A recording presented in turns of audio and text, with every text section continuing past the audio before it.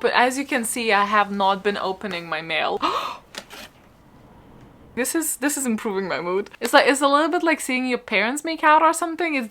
It's the final time. You have a gesture. He'd have like a little butler.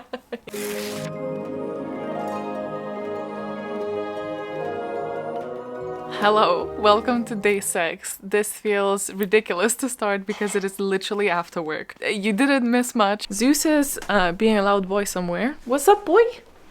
He's by the bin. By the bench, you wanna go bend? Oh, he's by the plate though, and not quite by the bin. Yeah, sometimes we feed them, we have to feed them separately, so Momo doesn't steal your food. Logan's making us wrap. My plan today is that I have to go to a pharmacy because I'm emotionally vulnerable. I might do a little bit of shopping there. There is a little Waterstones in there, but I really don't need books. I have so many that I should read, and also I have too many. I need to unhaul them. I need to do a big unhaul and be really brutal about it because it really stresses me out when I have too many books that I don't know if I'll ever get to. But there are some other little shops that I might like nip into and just do a little retail therapy because I shouldn't. so I might. I'll bring you with me and then maybe do a little haul after, like Christmassy stuff, because I do every time. Like, I do like our tree, bless it, but it is a little bit of a sad looking tree. Like, I don't know if you can see. Even just like another tinsel would be nice, I feel. So again, I do like it. I just feel like it could use a little something. Creepy.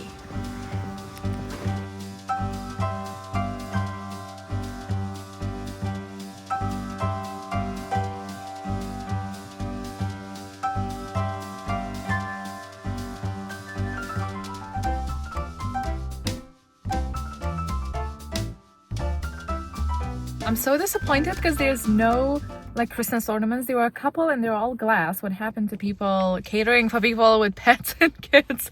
I don't want them glass. We saw what happens when I get them in glass. I forgot to mention in the current read, they mentioned Schrodinger's cat, and I just feel like it's such a staple.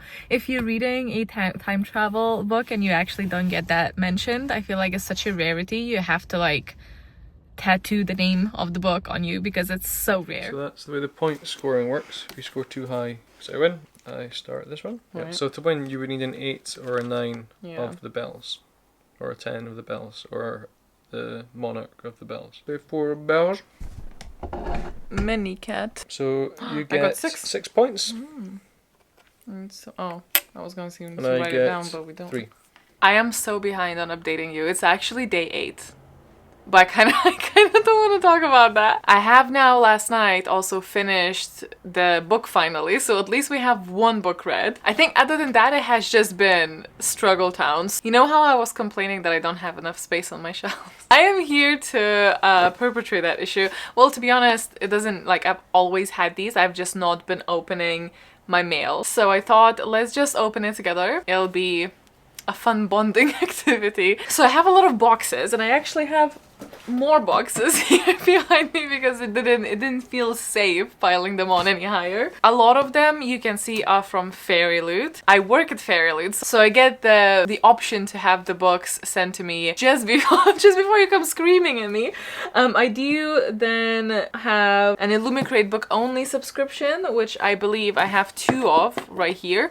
And then I also have the sci-fi subscription for the broken binding, so I can spy that there as well. Okay, random kind of dip. I think a lot of them are special editions as well. The Familiar by Lee Berdugo from Fairly is gonna be a lot of me just showing you the books. Look at that edge. I love it. I mean, I love that kind of burgundy colors. We also have this end paper art. This is the hardback on both sides. It is signed by the author, and we also have a little author letter. Woman's dangerous bond with a mythical creature, and it's kind of like ally-enemy dynamic with between the characters. I had really high hopes for Ninth House, but then it kind of missed the mark for me, so I'm not in like a massive rush to read this book, but I also loved Six of Crows because I am just a girl. But I also really didn't like the Grisha trilogy. Well, I can't say that because I've only read the first one and that was like a long time ago. But if you have read this, let me know. And especially let me know if you think I would enjoy it. Don't know what it is. It's a little bit like a fun, let's figure it out together kind of thing. This is how you know it's gotten really bad, when I don't even know what I'm opening, because look at me. Like, look at this. This is insane. This is improving my mood. Now these, I think, are so fun looking. Look at that. This is the edges. It's like a pastel dream. But we have a Witch's Guide to Fake Dating a Demon. This is the end papers. Have this art on the back, the front, sorry. It is signed by the author. I'm just gonna read this a little bit because I feel like it probably tells enough, and I'm also lazy. Mariel Sparks knows not to trust a demon, but what's a witch to do when she's accidentally bound to one? As it happens. These just give me like such kind of bewitched vibes, and I don't know how accurate that is in my brain, so do let me know, please. I'm genuinely asking. Demon's Guide to Wooing a Witch. I love these edges. I know they're on like a more simple side of things, but I actually really like it. Sometimes I miss like the good old days, you know? Because I feel like we have moved on to the digital edges so much more. This is like rarer now. So I think this witch in this book stops a demon attack, but then realizes that the demon involved was like some high council demon guy, but he has amnesia. Fun. A werewolf's guide to seducing a vampire, going a little Twilighty there. The end papers and the art.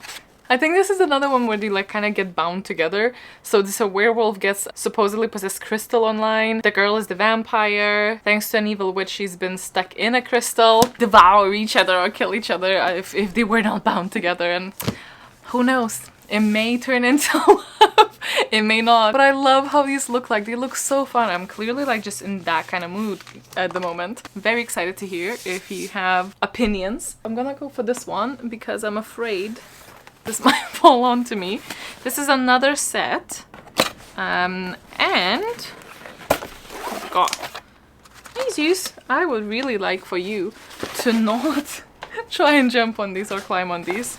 Ooh, okay. Okay, so this is the Crowns of Nyaxia, I believe it's called, but I would have said Nixia, but apparently it's Nyaxia. This is a set that I wasn't quite sure about because I am not a romantasy-leaning kind of reader, or at least I haven't read one yet that I've loved, but I've also equally not given the genre much of a chance. Preferences go, it's probably not a target audience. I can't now remember what it was, but someone said something about it that made me swap into a yes, because I was like, oh, that actually does sound really good. So now I don't know. You let me know. Set is gorgeous, so that's nice. It's very nice and foilery. Foilery? That is the technical term. These are the edges. Stunning. And the backs. I should have shown you separately. I love the edges very, look what you made me do. I'm just taking the jacket off. This is how the hardback looks like. We have the character art and you can already see it's like very romantasy, so I don't know what I was thinking.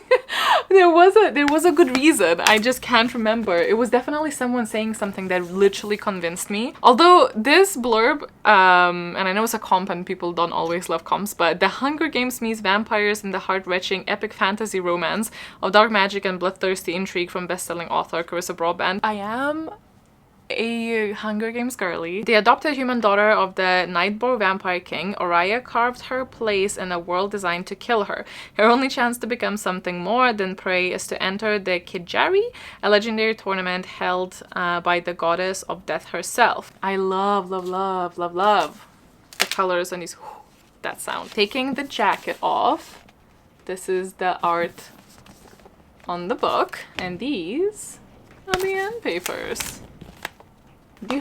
We do have a signature, I forgot to say. Oh, we have a map too. I am kind of gonna be racing against time because, oh, I don't have my watch. I don't have a lot of time until the darkness claims me. Not to be dramatic. But Logan reshuffled the cupboard and I cannot reach my lights, which I haven't used in many moons, but you know, if I wanted to, I couldn't even. Okay, so this is the Romantasy subscription, which again, I've just said about the Romantasy thing, and I, like, listen, like, I know, I probably should stop it, but I currently cannot deal with the FOMO thing because I've not given it a proper chance as a genre. So now I'm stuck in this limbo. I definitely should just go and, like, maybe for February I should just do like trying all the Romantasies basically to see if this is for me or not, and then like decide whether I need to pause the subscription or not. But like the books are so pretty. Am I just a girl? Anyway, so this is, what month are we on? November's Romantasy. Oh, I'm so excited to see this in person. This is a stunning edition. Okay, look at this book. I love this colorway, but I love it. Such a stunner. Sorry, I'm getting I'm getting the kind of the cuteness aggression, but instead of cuteness, it's just like beauty aggression. Look how stunning!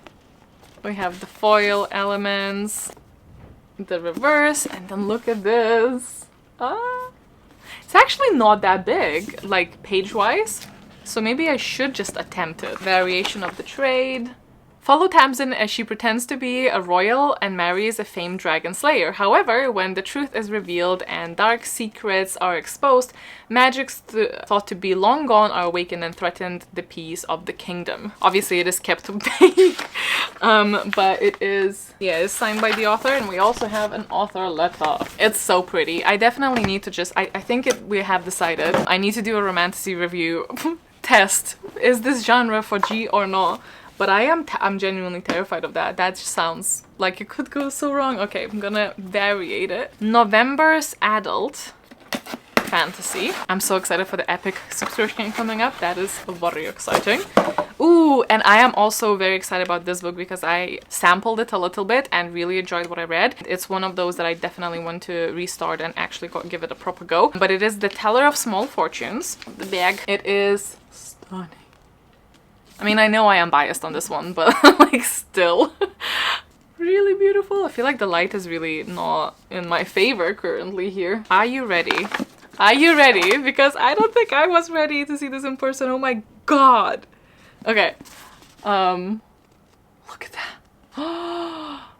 Hello? Anyway. That is gorgeous. That is stunning. Okay.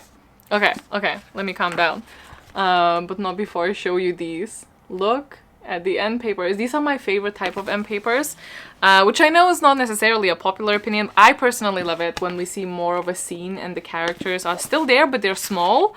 And I know this is not like the current like vibe or trend or the most excitable thing, because I've seen, you know, like I look at the feedbacks and I know people love like character. I think it is the Romantasy era that we're still in. But I am personally maybe hoping that we're gonna turn as a tide at some point into more of like landscapey bits, because I do love those. Or stuff like this, you know? Is the reverse. I think it is stunning. I want to say this is a very found family type of book. A wondrous and whimsical tale of a traveling fortune teller who embarks on a cozy adventure. Follow Tao on this magical journey filled with baked goods and a magical cat as she finds family in the most unexpected of places. This is gonna be a warm hug of a book type of adult fantasy, and I am very excited, very, very excited. This is one that I would have purchased regardless. And I don't buy books very often anymore because of this reason. This is the special edition of the Vilest Things, which is a sequel. That's another thing that is hard for me to do, is when I already have like, you know, how many, 1, 2 or 3 or 4 books or whatever, or the first half of a set or whatever, then I am still allowing myself to not say no to the sequels because I already have the first one, and then what if I love them? So the first book is The Immortal Longings. So I'm just gonna show you how the edition looks like. It is kind of made to match the other one. I do think that it's very kind of like Kill Bill, and I love the style of these. First one was like either blue with red foil or red with blue foil, I can't quite remember. Is the reverse jacket. We have end paper 1 and end paper 2 signed. Okay, this one I'm trying to like even it out. Oh yeah. Okay, this is Gwen and Art Are Not in Love, which is a smaller book. Lovely edge. Have the end papers with the sword and the stone. And we have the foil. Sorry if I'm doing a shoddy job. I'm genuinely afraid that it's gonna get really dark really soon. Signed. Ooh, fun map. I love how you have the title and the synopsis kind of continues from it, because it's like Gwen and Art are not in love. Rather inconveniently, however, they are betrothed, and now Art's been invited to Camelot to prepare for the wedding. It's going to be a long, hot summer of jousting, feast, and trying not to kill each other, until Gwen catches Art kissing a stable boy, and Art digs up Gwen's breathless diary entries about the kingdom's only female knight. Ooh, so this is gonna be like maybe kind of like a lavender marriage, which actually then, the colorway of this is very telling. Perhaps they make better allies than enemies. Maybe it's worth convincing everyone that they make a disgustingly perfect couple after all. But with Gwen growing closer to Bridget and Art growing closer to Gwen's brother, Gabriel, the path of true love is looking for far from straight. Get it? Because it is queer. I love it. Okay, perfect. Actually, that reading that synopsis made me very excited about it. The pile of just like open boxes is something. Okay, let's take you. Status. Significantly heavier. Maybe this is Christmas now, actually, because maybe let's just call it on purpose that I have not... Now listen, I understand that there are people who are much bigger fans of this as in general. This one in particular, I've not even watched the show, so I am a fake fan. And I'm gonna be very honest with you, I don't know if I'm gonna be reading them. I don't know if the kind of time has passed for me. Unless you tell me otherwise, and then maybe I will reconsider. But I could not pass these on because of the design. I am dead and gone. I wonder if the other set is here. It might be. There is one big box as well. So it might be. There was not a question in my brain after I've seen them that I just have to have them. I'm sorry. I actually don't know which order they go now. Now, let's have a little moment, right? Let's have a little let's just have a little moment for these. I think this is, like, if I had this as a teen, I would have probably just passed away. This is the summer I turned pretty. Let's just start with this one. And I just think this is so adorable. It's so girly pop. It's so beachy. Look at the end papers. Look at the... Oh, okay, listen. I love the texture on it as well. Look at the art, the signature page. Now I don't know which way it goes, so I'm gonna say that that's not Summer Without You, maybe? But you correct me if I'm wrong. The edge. They also have the top and bottom that I don't think I've shown. The end paper. And I want to say the main event, but honestly with those covers I don't know which one it is. The colorways. So this makes me feel reconnected with my inner child, is what it makes me feel like. It didn't... Oh, actually, maybe I wasn't yet. Anyway. And... look at that! I'm sorry, these are just absolutely gorgeous. There's a show and I've not actually seen the show, so let me know if you think I would maybe enjoy the books. But I am just fully obsessed with this as a set. Okay. Ooh! Best hex ever. It's just... this one's really adorable and I have high hopes, but also will adjust my expectations if I need to, depending on the comments. But I simply could not, and the reason is, and I know it's... well, I mean, it's not stupid, because I feel like a lot of you will agree, but look at that cat. Look at the cat with the moon on the head. It's me, hi. It's me. I love moons and I love cats, and this is like, I felt targeted, okay? So this is something that I think would be really cute. I don't know if I will wait until another more spooky season, because of course it is very leaning towards, or if I'll just read it whenever, because honestly, like, does it really matter? But if I wanted to enhance the vibes, could potentially have a reverse. We have this. It's the crescent moon. on the cat. So this seems to be kind of like almost like a meet cute between at like their friend's wedding between Dina and Scott. And Dina is a skilled kitchen witch who owns a little bakery, and Scott is a museum curator who is trying to, I guess, get back into the game after because 2 years ago he had a massive like breakup and it was like very hurt. But Dina was also, I think, hexed to hurt anyone who falls for you, but sparks fly, and it honestly looks so cute. It's the bakery thing. I know this was just gonna be making me very hungry when I'm reading that. One more from this side. Why does this sound like it has dirt in it? Oh my god. Huh? Wait a second. I'm so confused because this is a gift. This is just someone who has packaged this in the fair and it just ended up with all of my fair. Hello? When did this arrive?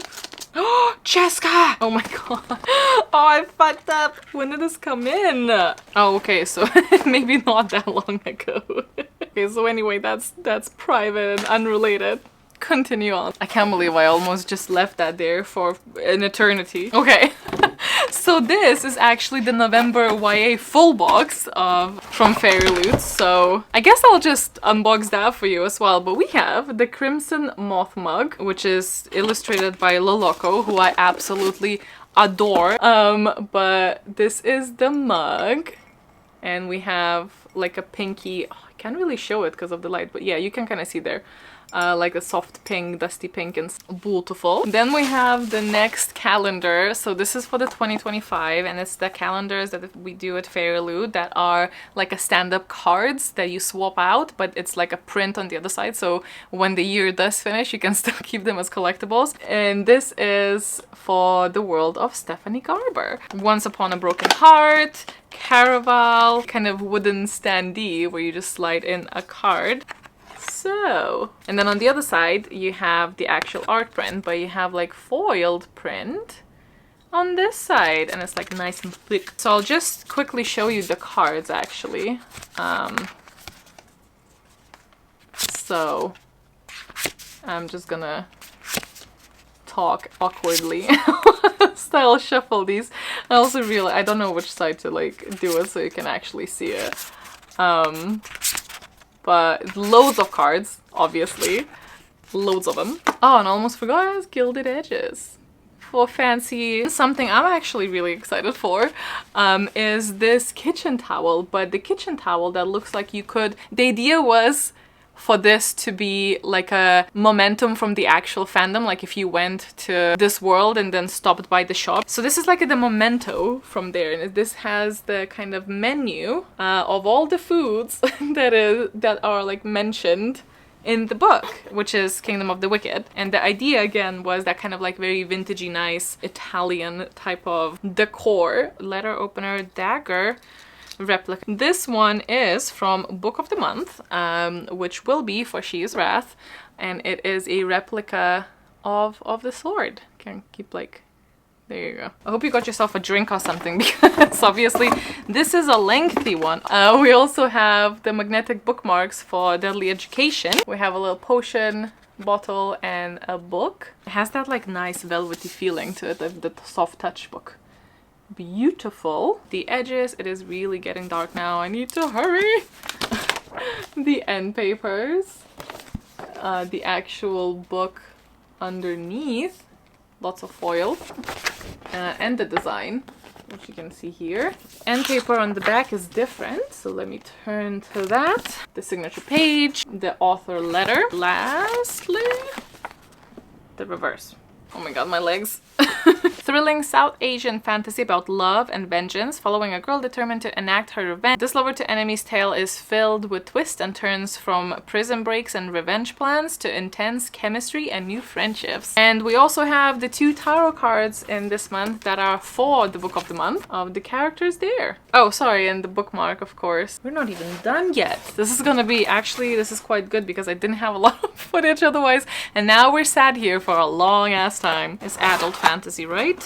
And this is a chunker. Courting of Bristol Keys. Bottom, and we have a bookmark, the ribbon bookmark, which I know people don't really care about, but I do. I love myself a A little bookmark. Oh, and this has one of the end papers that I think might be one of my favorite ones of this type of style, because I think it looks like it looks like a painting. Like if you're walking in a gallery and you're seeing this, I wouldn't be too surprised. You know what I mean? And then underneath, it's also really, really stunning. And we have the dust jacket. This one is actually so striking to me without the jacket that it would be one of those that I would actually consider just like leaving without. Desperately searching for her father, a small town girl is pulled into the world of gods, fae, and monsters. With magic and danger lurking in every corner, she makes a bargain with the alluring fae king, but what secrets and betrayals await? Never make a deal with the fae, is what it says. I don't know, I bet it ends up pretty well for her. I just have a hunch. Then we have the December Romantasy as well. I love most of mine. This one is called Heavenly Bodies, and it's a really beautiful kind of pastel colorway with the foil. I don't know why I'm acting so funny. This is the edge of it with the block colors on top and bottom. Have the end papers with this magical beast. Have this and paper, and then look at this beautiful design. Absolutely obsessed, I'm not gonna lie. This is stunning. Stunning. We also have this reverse jacket. We have this map. Have a signature. I like the first line because it says, you know the most dangerous kind of villain, a woman with nothing to lose. Yeah, you tell him. Cursed by fate, Alara is prophesied to fall in love with the star, but it will kill them both. Hunted down by the cruel and merciless star of wrath and war, she is forced to run into the arms of her enemy for refuge. I feel like at this point this should be just like a sponsored by Fairly, which is not, just to clarify. A sequel, again. This one I do want to read the first one, so I would have gotten it either way, but it does fall under my like, sequels are allowed until I, you know, for the existing books. But it is Serpent Sea. Beautiful, beautiful colors, but you really are starting to struggle to pick them up in the camera because of the light. It's getting dark. Gorgeous, gorgeous. Gorgeous, gorgeous. Signed map. I should have just like started doing that. And then, of course, with the foil of dreams. So much. Love it. My brain is blanking so much about the first one. We also have the reverse one. But I struggle to reverse even if I really love the jacket because it's like a glossier paper than the actual cover, and I personally prefer the non-glossy one, but it's just not an option for the reverse is what I mean. Really massive box. What are you? But there's a touch of darkness and there's 4 of them. So let me just try and lift them up. It is probably not in that order. By the way, I just unraveled them randomly. But I'll just do a little whee. This is not going to be a great showcasing. I'm just cautious. I'm running out of time. Beautiful. Have a little end paper design. And if I remember right, very foily back and forth. And this is a romantasy type of thing, I believe. This might be the last one because it's the thickest one, and they're always the thickest for the last one for some reason. And paper. The hardback. This is Touch of Ruin. And the Touch of Malice. And paper. There you go. Signature. Okay, moving on, because running. Oh my god, this is like so old. This is, I have actually opened this. I just clearly didn't unpack it. This is the October full YA, but I feel like I've already shared it somewhere, so I'm gonna put it aside. So this is their sci-fi one, which I had the Andy Weir ones that I got. So they do it like, they kind of send you like one book at a time. I still can't believe they wrap it. That is a lot of effort. And I think their current one is the 3-Body Problem.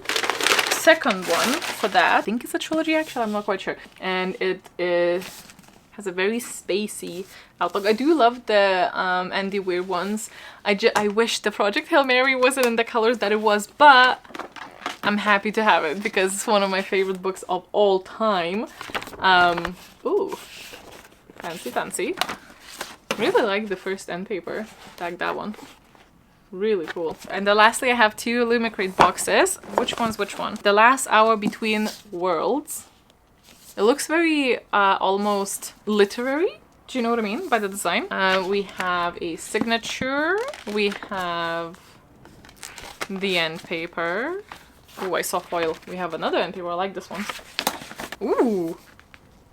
Fun little creation there. Ooh, a star investigator and her rival journey through layers of reality to save the world as they know it in this whip-smart adventure fantasy packed full of reality, bending magic, sapphic romance, and tantalizing mystery. Obviously, as a time travel girly, I am excited to see what this is like. If you have read this also, please let me know. And then this will either be November or the other one was November. I don't know. Also looking very sci-fi. 8 Misfits, 2 X's, 1 Last Heist. Very foily. Oh, this looks actually really pretty in camera because of the light hitting it. Less exciting, more exciting. The edge here, and then top and bottom as well. Very holographic. I like it. I love this. Really like this style. And then also underneath is also snazzy. I like this edition more than this, like, look-wise. I don't know what the actual book is. I have signature. Okay, what are you about? I like the comp at the bottom. Ocean 8 meets Blade Runner in this trailblazing debut science fiction novel, and swashbuckling love letter to Hawaii about being forced to find a new home and striving to build a better one. Unmissable for fans of Gideon the Ninth and Six of Crows. That is some powerful composition there, if it's true. It sounds like it's about someone who gets out of prison for crimes. On parole, but for like one last job, or maybe the previous, I don't know, but actually we'll be reading it because sci-fi. Oh my god. Okay, so that is all the book. So I'll just show you what I got in the FabFic fun as the little last. I've already opened this, I'm not gonna lie. I still get very excited when this arrives. It's my little treat because I kind of stopped buying like beauty stuff, but this one's like you get to like pick and then still get like a little surprise, so it's more curated, so you don't have to like end up with stuff you don't want because you get to pick before, so it's not quite a surprise. Whatever. So this is the winter box, and for me I picked the Ultra Repair Cream, which is a skin protectant for sensitive skin. Was it's eczema, rashes, poison ivy, ochre, stomach, insect bites, helps relieve minor skin inflammation. Like, it's the kind of the first aid one, what to call it. That is what it's called, first aid. So there's that. Then we have Everyday Body Milk Weightless Hydration Lotion, Chill, Peppermint, Mandarin, and Cypress, in this very modern type of design box. Warning, extreme delight, happiness may be experienced. All right. Anything with aloe vera, I do enjoy. Anything calming, basically, but not to upset anyone with the finger tapping. I hate it in the videos, but I was tapping because it's glass, so just like to feel it. But it's a glass bottle, and I really think it's like bougie looking, which makes me feel nice sometimes, you know. I picked a belt. The only thing is that this is very thin, but that's maybe okay because I do have like, my main belt is quite thick, so maybe this is good. But I'm wondering if it's a little bit, but I like it. If the quality feels nice, and oh, you can't see, the quality feels nice, and it's not like thin this way. I just mean like it's not a wide one, but that's okay. Now this roll-on fragrance from Muse. I can't remember if I picked this in one of the bits or, oh, I do remember. It's very like, it's honestly very kind of festive sound, because I think it's like, I do like it. It's just a tiny bit too sweet for me. I'm not a super sweet person. It's a decent size though for like, you know, a roll-on. I'll try it at some point. Then we have the Smoothing Brightening Under Eye Cream. It's one of the things that I think I don't want to buy, like an under eye cream, because I do think it's a bit of a scam. So when I get a chance to get it in like a subscription box, I often pick it because it's another thing that I would just not buy myself. Very pretty packaging. Very cute. Oh, it's scentless, which is actually quite nice, because some days, like with migraine and one, like some scents are a bit too much. And then I want to say the last thing here is this massive palette, which again is a little like, I actually don't like the massive ones anymore. I used to, I don't anymore. I just like to have like as few things as possible. Who knew? Heat of the Moment Face and Eye Palette. This is by Iconic. If I just slide it out of the sleeve. But this I got is because it's one of those like kind of all in one. It might be okay actually. Some of the shades I think are slightly gonna be too warm for me. It's maybe okay. We'll see. We'll try it. So we have these shades and they do look pretty. I like that this shimmery shade we have like the equivalent of like 2.5 palettes, because I'm pretty sure that is just an eyeshadow, but it's like a nice one that I would like use quite often rather than this one, because that would be too dark for me. I think the very yellowy ones do not suit me, and I can't quite tell because of the light now, and it's really going like it's gone. I think the only thing is, yeah, the highlighter is golden. You can't really see. That is a bit of a shame, but because we have this eyeshadow, I feel like I can absolutely like, and this is the champagne color that I could use as a highlighter, and because we have a bigger palette, that's actually okay. And the rest of them could work. So this could, like, it's still quite big though. I wish it was like everything was smaller.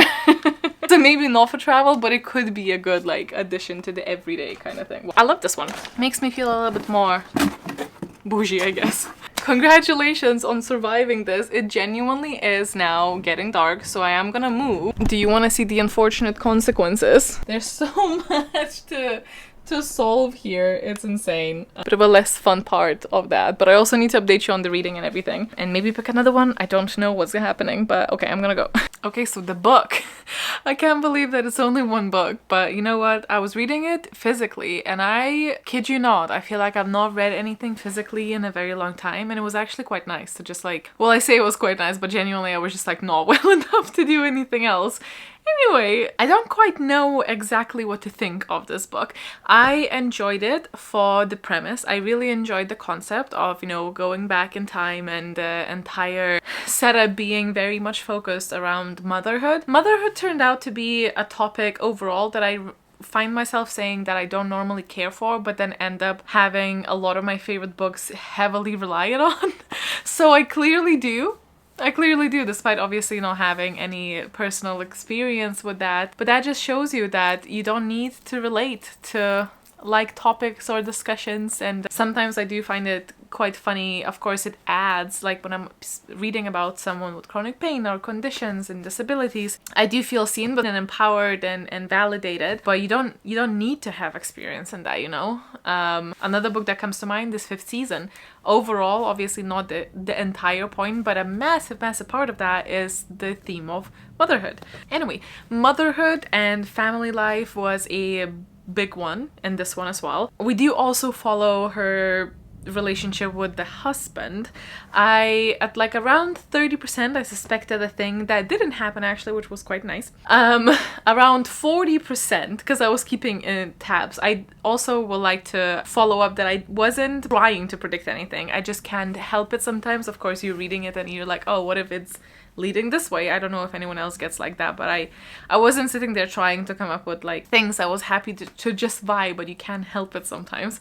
At 40%, I have predicted the first big plot twist, which I think we have revealed around 80% mark, shortly before we did get like a big dropping of the hints. So I feel like everyone kind of saw it before it happened.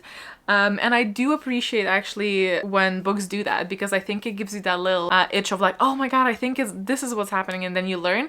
I wish I didn't catch on as early, because I did get it at like 40% in, or like even earlier, somewhere around that mark. So in the surprise type of thing, didn't get much of that, but I still enjoyed it. It was intriguing enough. I think it had a stronger start, and then the reveals, I believe, were a little bit too wordy. There was a lot of telling in this book. There was a lot of telling. I had a really good time, to be honest, because again, I was kind of looking for this type of book, and it does feel a little bit like a more sci-fi, but just because of the time travel, other than that, it's very contemporary. So don't get, you know, if you don't like sci-fi, this is not this is not it.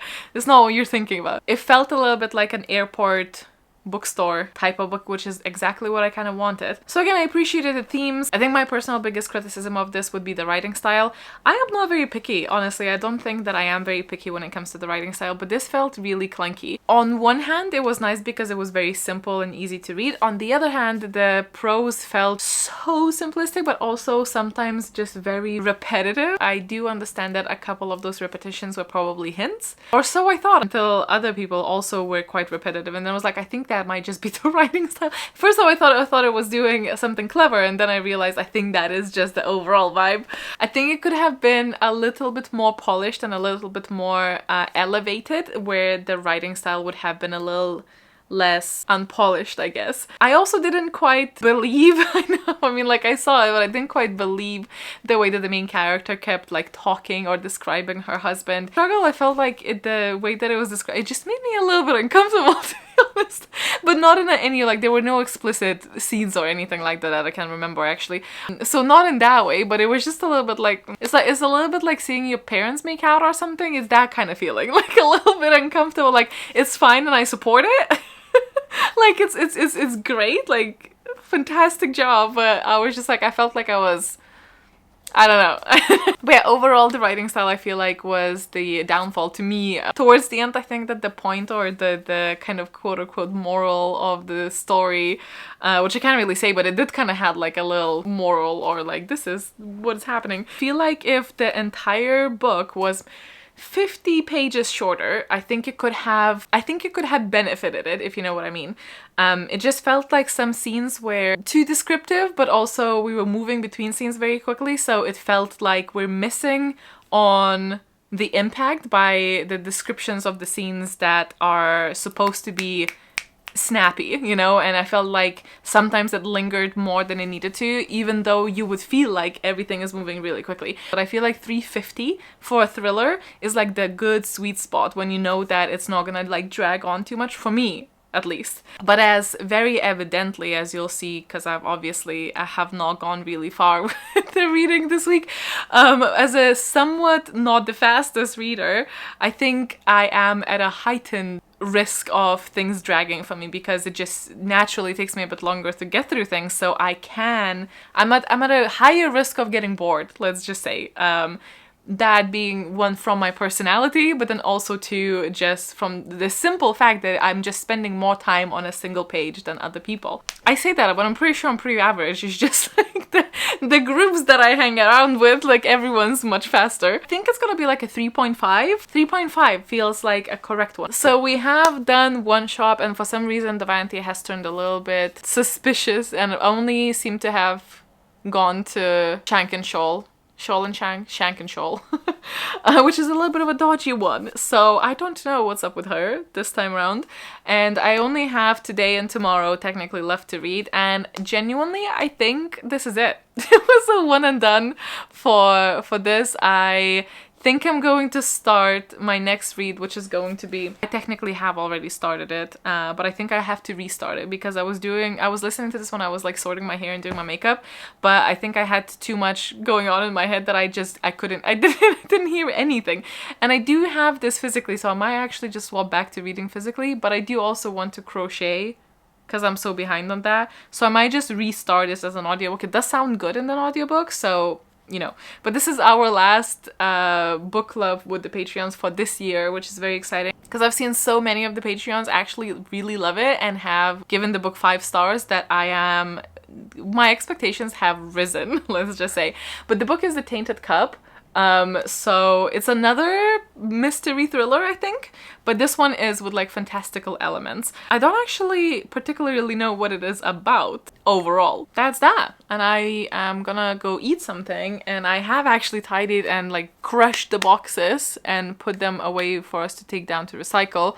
So I'm very proud of myself for that. Logan is about to come back, I think, pretty soon, but he has D&D, and I think I'm gonna, because I actually do feel a little bit more human. Still in a lot of pain, but a little bit more human. Yesterday was shit.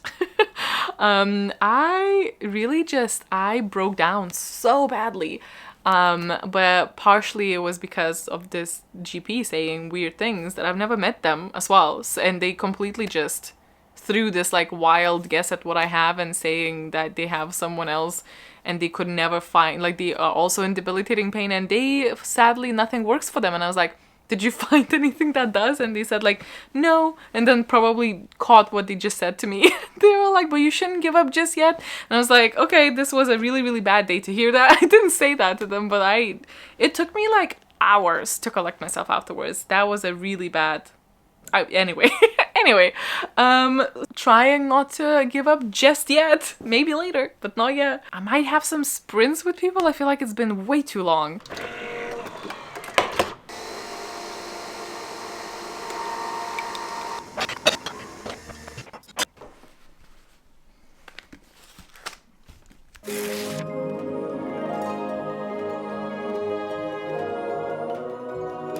It's the final yap time.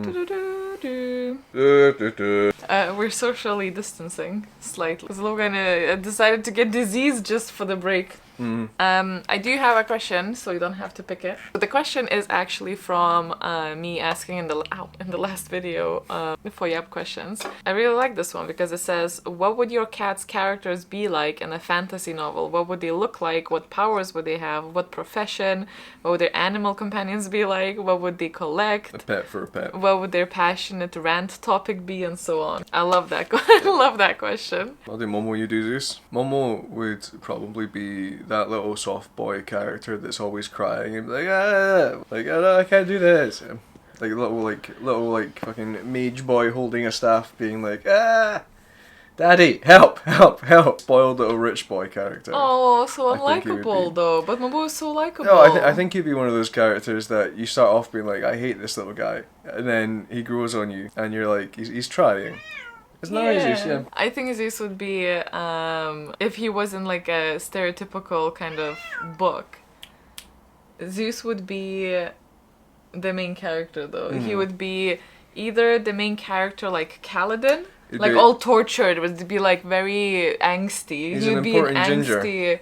No.